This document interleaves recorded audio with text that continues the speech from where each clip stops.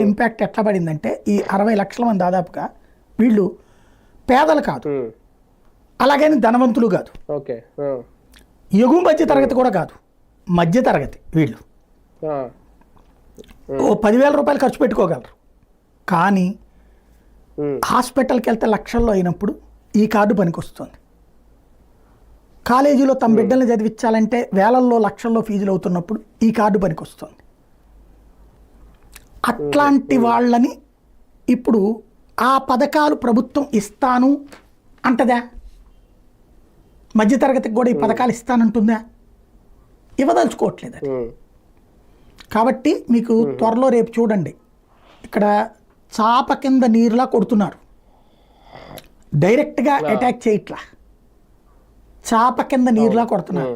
ఒకటి నెంబర్ 1 దాని పేరేంటి, వికలాంగ పెన్షన్లు, అనర్హుల ఏరివేత.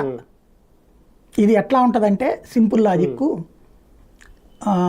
ఈ ఫిజికలీ హ్యాండిక్యాప్ సర్టిఫికెట్ డాక్టరు ఎలా కావాలంటే అలాగవుతుంది.